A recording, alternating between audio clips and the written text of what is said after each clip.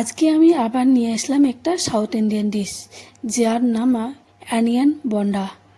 যা দেখতে ক্রিস্পি, খেতেও ক্রিস্পি। দেখুন কত সুন্দর।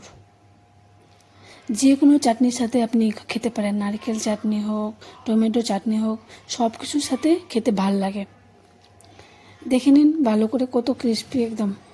দেখি খাওয়ার ইচ্ছে করছে। চলো তৈরি করি। অনিয়ন বন্ডা তৈরি করার জন্য এখানে আমি 5টা অনিয়ন মানে পেঁয়াজ নিয়ে নিয়েছি, 5 থেকে 6টা। ঝিরি কেটে কেটে নিব পেঁয়াজগুলো।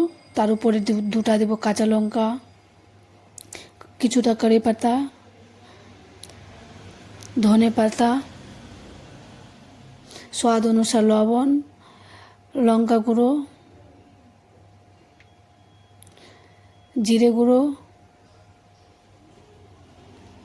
উপর থেকে হিং আর রসুন পেঁয়াজের পেস্ট দিয়ে ভালো করে আমি এখন হাত দিয়ে মিক্স করে নিব। হাত দিয়ে মিক্স করব ভালো করে, যেন পেঁয়াজের মধ্যে সব মশলাগুলো ভালো করে ফ্লেভারফুল হয়ে ঢুকে যায়। দেখে নিন, এরকমভাবে মিক্স করে নেবেন। আমাদের মিক্স হয়ে গেছে।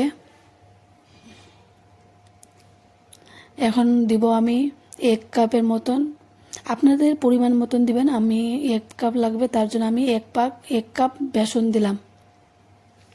1/2 কাপ আমি চালের গুঁড়ো দিলাম।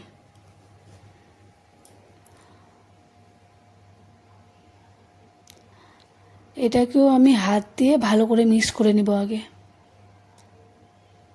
এখানে এখনও জল দেয়নি। আমি কড়াইয়ে তেলটা গরম করে নিয়েছি, আমি বসিয়ে দিয়েছিলাম কড়াইয়ে তেল। এখন এখান থেকে আমি 2 চামচের মতন আমি তেল দিয়ে দেব। ছোট চামচ, যেগুলো চামচে আমরা খাই ওগুলো চামচ দিয়ে। এখন আবার হালকা হাতে সবগুলোকে মিক্স করব তেলের সাথে। ভালো করে মিক্স করে নিব সবগুলোকে। মিক্স হয়ে গেছে। এখানে উপর থেকে একটু জল দেব। বেশি জল দিলে পরে ডোটা নরম হয়ে যেতে পারে, তার জন্য বেশি জল দেব না, হালকা জল দিলাম।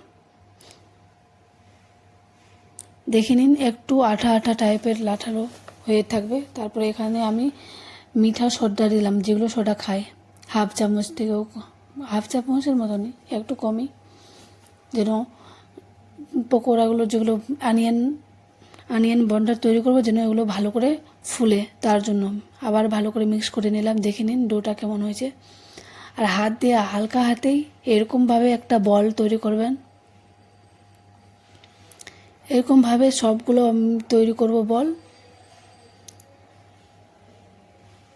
ভালো করে দেখে নিন। এখন আমি তেলে মিডিয়াম আঁচে তেলটা গরম করে রেখেছি অনেক, আঁচটা মিডিয়াম আঁচে থাকতে দেবেন। আর এখন পকোড়াগুলো দিয়ে দেব। দেখে নিন কতটা হিট আছে। এরকম পকোড়াটা দিতে দিতে যেন ফুলে যায়, ফুলে না মানে বুলবুলা উঠে যায়। যতটা স্পেস অতটাই দেব, বেশি দিতে যাবে না। যখন একটু রেড রেড হয়ে গেছে, তারপরে আমি চামচ দিয়ে ভালো করে মিক্স করে নেব। সঙ্গে সঙ্গে আপনারা মিক্স করতে যাবেন না, পকোড়াগুলোকে একটু ব্রাউন হবে পাকবে, তারপরে চামচ দিয়ে নাড়াচাড়া করবেন।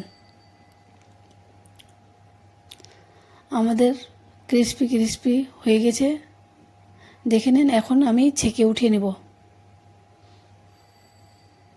দেখে নিন, দেখি কত ক্রিস্পি লাগছে।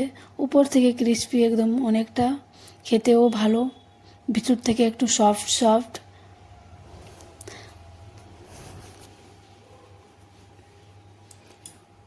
এরকমভাবে আপনারাও কড়া করে এরকম হালকা ব্রাউন করে, হালকা না ব্রাউন করে আপনারা তুলে উঠিয়ে নেবেন।